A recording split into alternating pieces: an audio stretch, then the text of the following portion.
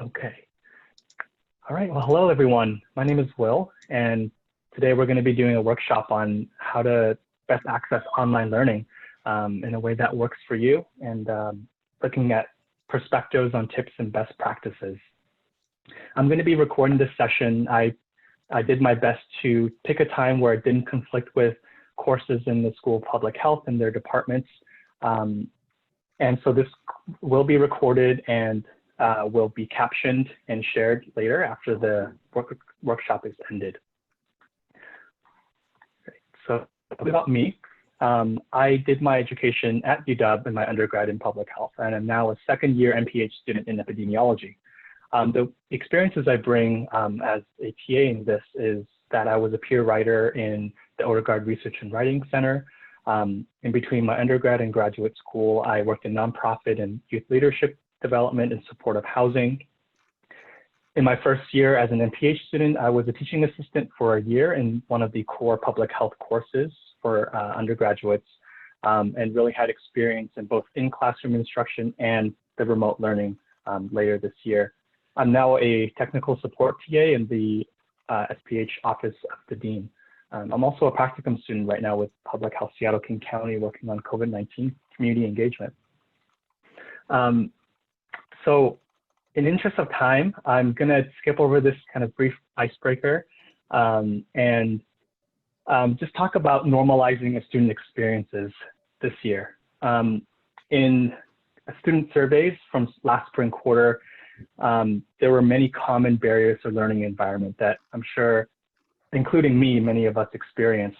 But over half of students reported internet connectivity issues as their foremost technical issues. 3/4 reported emotional or physical burnout, and 1/4 reported financial instability.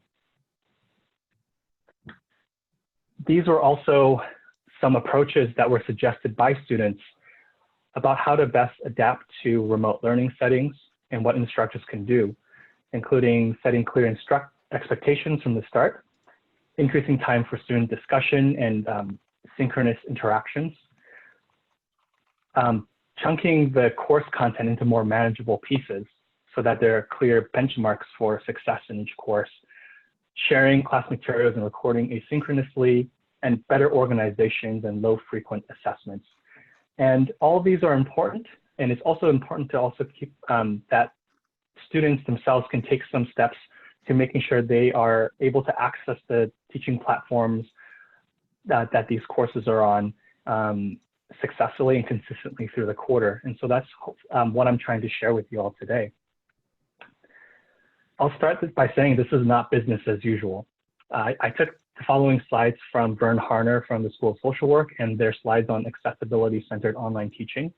And I speak personally on this too, because we're learning to adapt to remote learning, for students and instructors both, and also adapting online learning in really an unprecedented time during a pandemic and times of unrest. So these are not my usual tips. And in fact, the resources that I'm sharing are primarily for people in the United States, but hopefully these tips that I share with you can be universal wherever you are if you're outside the country. And so the context that all this is in is that we need our needs met before being able to focus on course content. First thing I wanted to talk about was internet connectivity and also technology access. Many of these links will be available in the slides and available online. But how many people are using the internet at one time? And how many are streaming Disney Plus or Zoom at one time? That is foremost an important thing to consider, because they can tie up the bandwidth that you use at home and can severely limit the speed that you have to stream during a classroom setting. An Ethernet cable can be more reliable or consistent than using Wi-Fi. This is especially important for video streaming. So you can plug in your laptop to your cable or modem with an Ethernet cable, which is pretty cheap to buy online. Mobile hotspots from your smartphone are a common way that students have used to connect, whether at home or outside, but it's really a less reliable method of connecting. There are dedicated hotspot devices that are much better and can be a viable alternative. but ultimately you want cable, DSL, or fiber internet options. A really quick tip that you can do also is to turn off high definition video setting on Zoom, or just turning off the video entirely. And you can do this in live sessions by going to your video and toggling on and off the HD thing, as you can see here.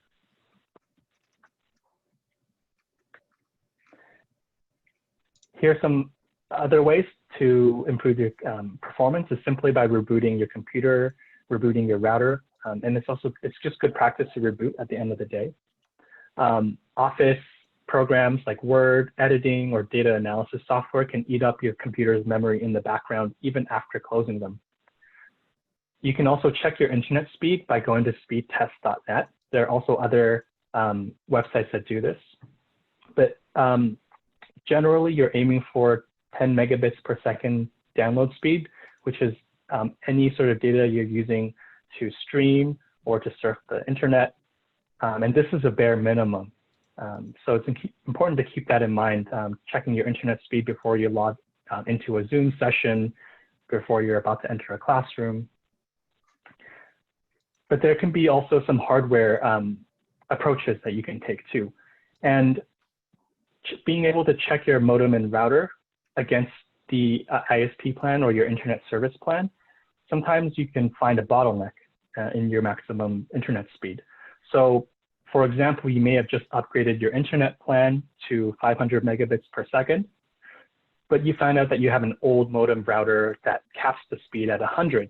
And so you're severely bottlenecking your internet speed to only achieving up to 100 speed instead of that maximum speed that you just paid extra money for in your internet plan. So it's important to look at that and upgrade your modem router or your internet plan as needed. There's a lot you can do before upgrading your computer, but sometimes it may just be too old to stream video. Zoom does have a pretty low processor and RAM requirements. So with technology resources, there's a lot of free and low-cost internet plans, considering during the pandemic. Comcast, Wave, Charter, these are internet providers that are offering deals such as 2 months free internet for new customers. There's also free Wi-Fi hotspots that Comcast provides that doesn't require you to be a customer there. You just need to sign up for a free account. Equipment loans and low-cost devices to upgrade your laptop or whatever you're using to stream. The UW has a program that equipment out to students, and they've purchased a ton of computers and devices to accommodate new students and students entering in this school year. And also utility discount programs, because working from home can increase energy consumption and put a strain on everyday utility usage. And so it's important to consider some of those costs as well. And so more details are linked here, which goes to a resource page for both internet access tips and technology. So I'll just move on to course technology really quickly on teaching platforms and the requirements. So this link here, I highly recommend that you bookmark it.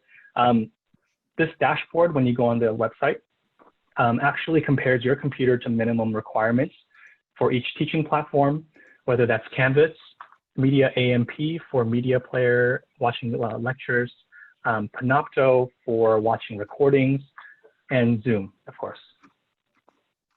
So for example, when I checked this morning, I did not have Flash Player enabled in my Chrome browser by default, which is necessary to record and upload files on Canvas. So it's reminding me to enable or install the newest version. It probably reset when I updated Chrome. And so this I keep bookmarked, and it's always good practice to check.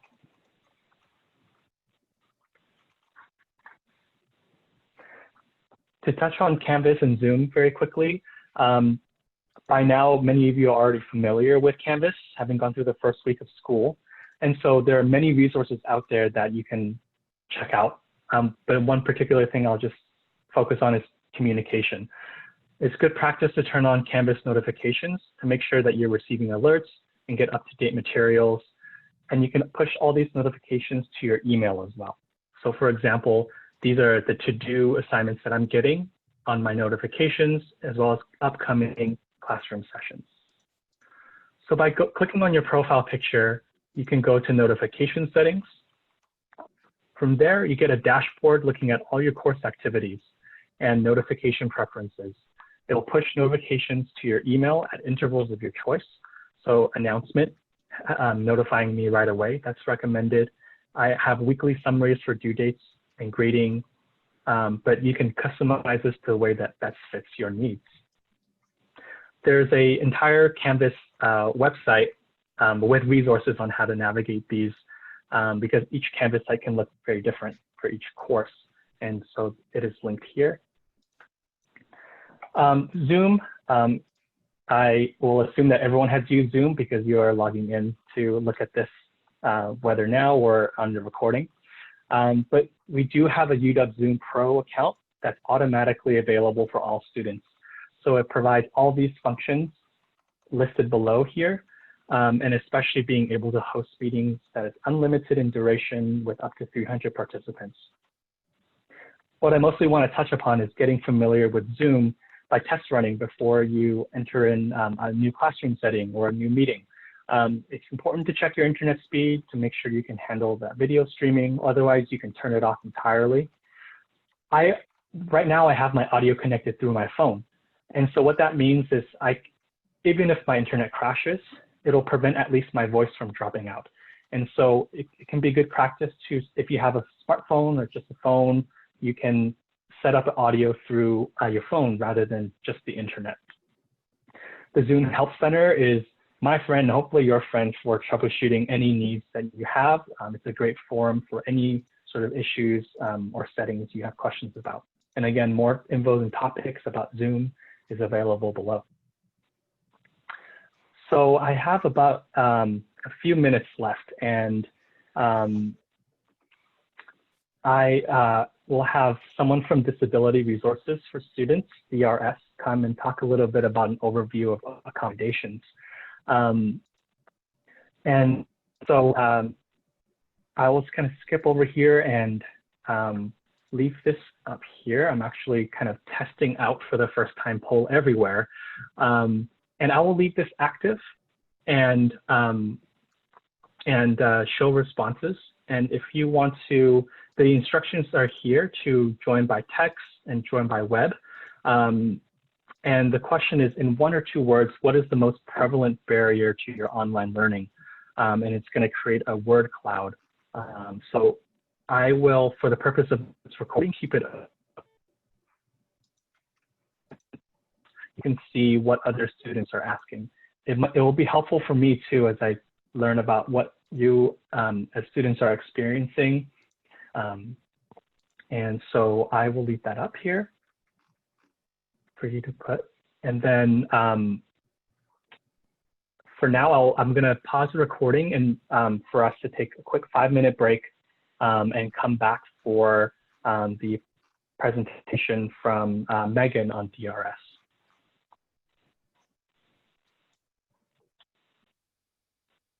Okay, welcome back, everyone. I have Meghan Matthews here today.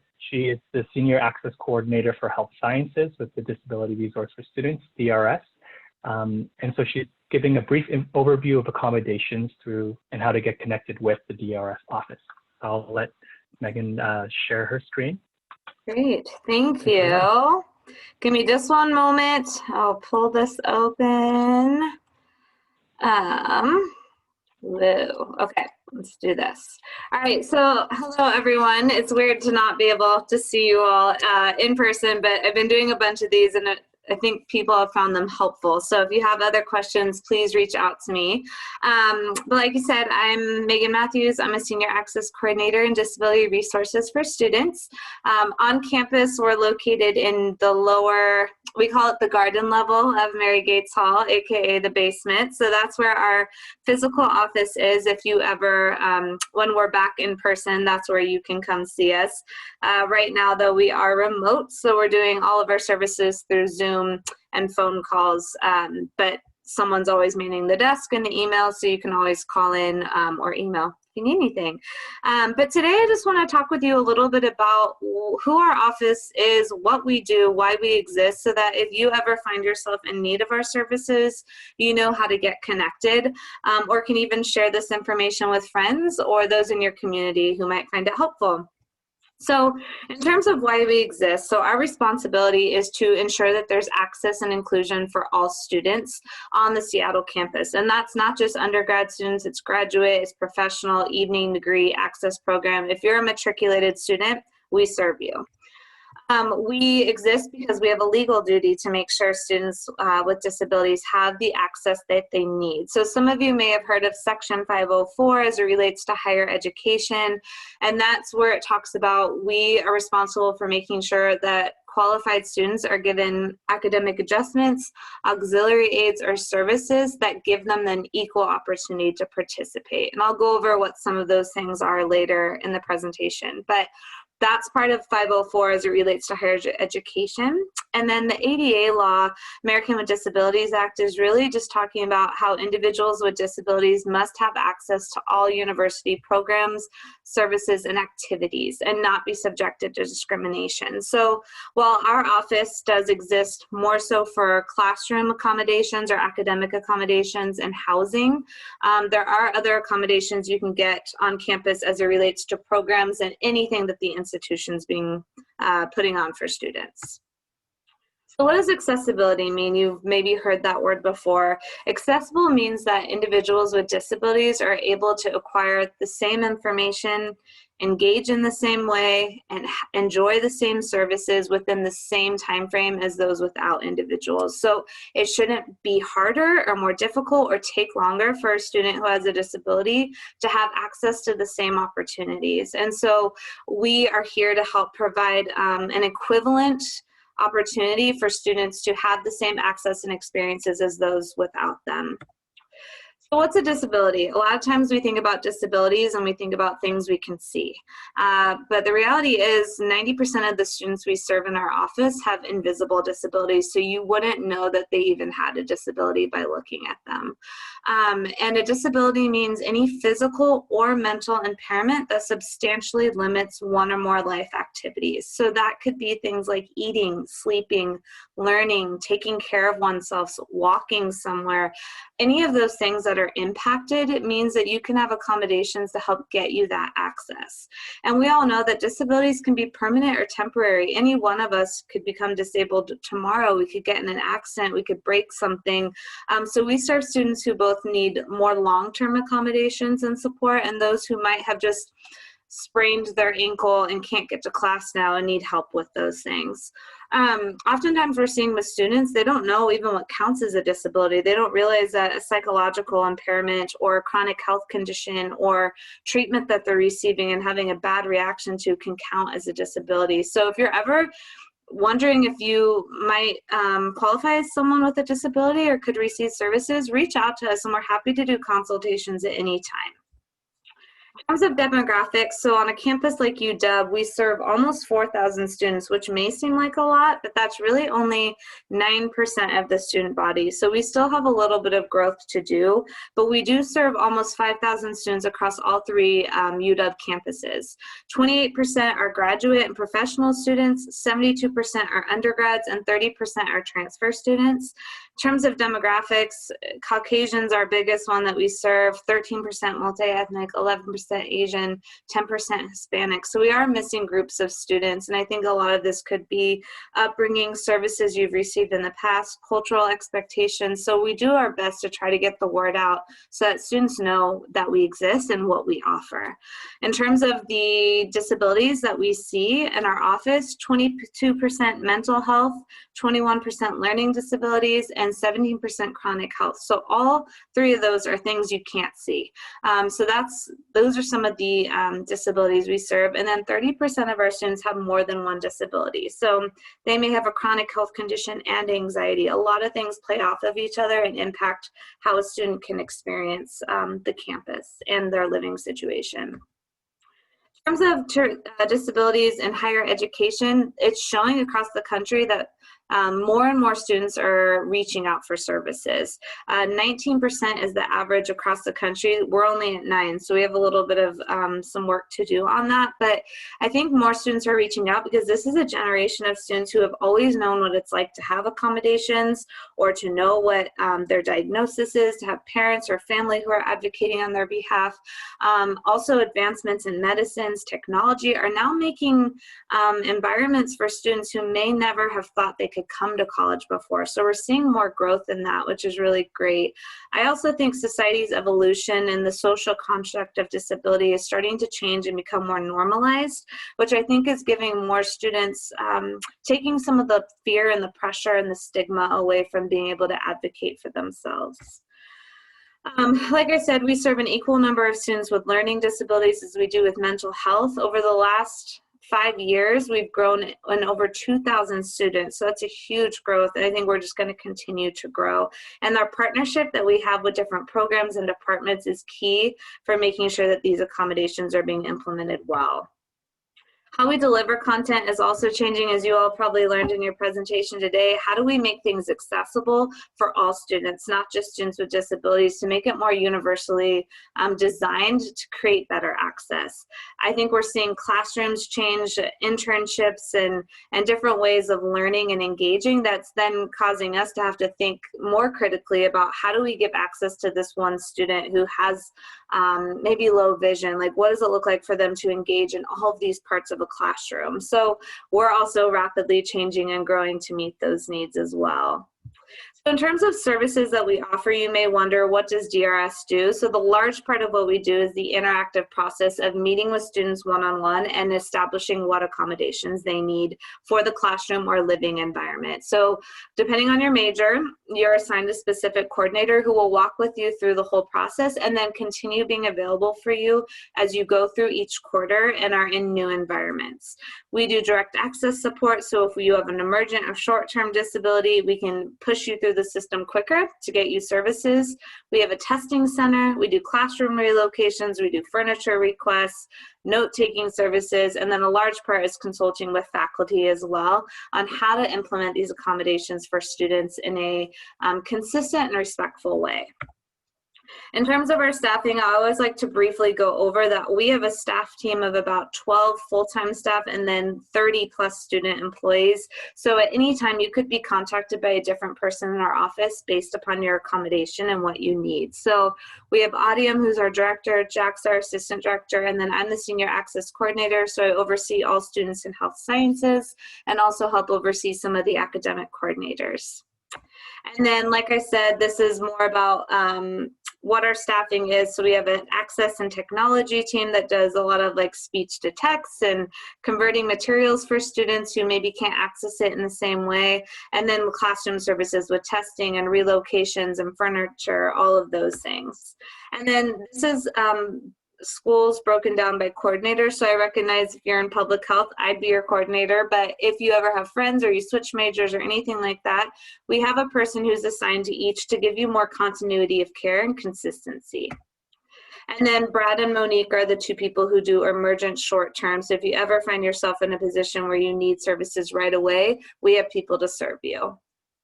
In terms of how to get connected with our office, it is your responsibility as a student to self-disclose that you have a disability. And that can be a really scary and hard thing to do, but know that we keep all information in our office confidential. So even if you want to schedule a consult meeting and learn more about before you disclose, we set that up. We don't talk to anybody else about you or even about the services we provide unless you tell us it's okay. So you are protected under FERPA.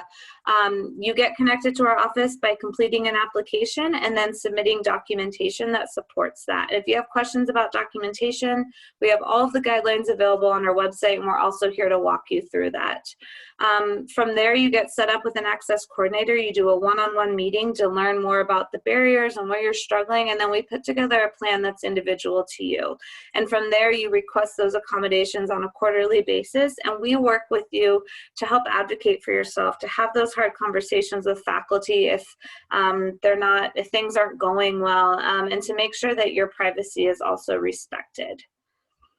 In terms of what accommodations we might offer, this is just a small list of things that we do, but in case you're ever curious, I mean, we provide a lot of things in the testing environments. Maybe you need more time, or you need a reduced distraction space, or you need an interpreter because you're deaf or hard of hearing, or you have low vision. We do note-taking services. We do record of class, audio recording.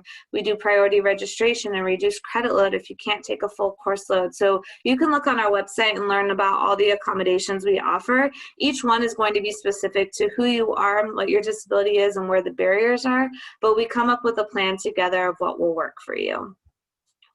So like I said, with COVID, we are fully remote right now, but we're doing the same services and providing support for our students as we did before. We're just doing everything via Zoom and phone call.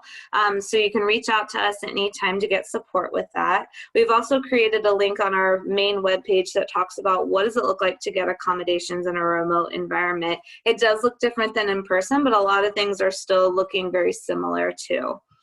In terms of face coverings, if you are in classes that you have to come to campus for, UW is requiring that you wear a face covering. So if you think you have a condition or a disability that would impact your ability to wear it, come talk to us and we'll work with you on it.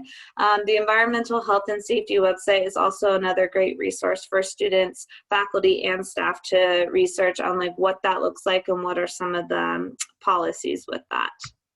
And then in terms of support, if you get COVID, if you have had, you know, reactions because of it afterwards and you need support, we're here for that. We aren't just accommodating for COVID specifically, but if you have a disability that's connected to it or puts you at more high risk, or if you've had COVID and now you're having symptoms afterwards, then that's where we would step in and help you with that. And you can always check in with us further about what that looks like. We also recognize that COVID might impact your ability to get documentation or have things like that. So we are working with students to put in temporary accommodations right now while you get that.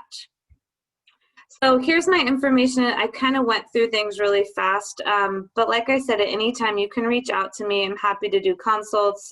We have lots of information on our website if you have other questions, but I think the main thing is just to know that if you're struggling or if you have a disability or health condition, we are an office for you to help you and make sure you have the same access and learning opportunities as everybody else. So come get connected with us, and if you have further questions, you can reach out. Thank you so much, Megan. Yeah, no worries. It's really a wealth of resources that are student-centered. Yeah. And so really encourage, especially for case by case, to reach out to DRS and to the coordinators at DRS. Yeah, and this is our main email, so if you ever aren't sure who to contact, just emailing our main email. We have someone who's overseeing that, or you can call in, but you can also reach out to me directly because like I said, I'm the person who oversees all students in health sciences, so I'll be your person anyways. So I'm happy to help in any way I can. Great, and any questions that folks have, feel free to email it to me. Any DRS specific questions can be emailed to Megan or with the main DRS office. But any emails to me, I will be sure to send them out to Megan so that those can be answered from this workshop here.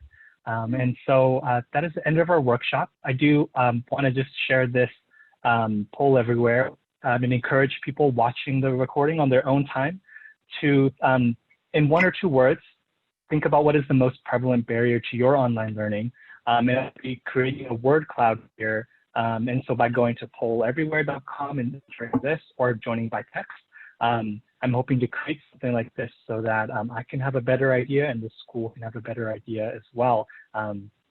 So I encourage you all to share, to do this if you are watching the recording asynchronously. So that was pretty much it. And I have the contact info again here. So thank you so much for joining us.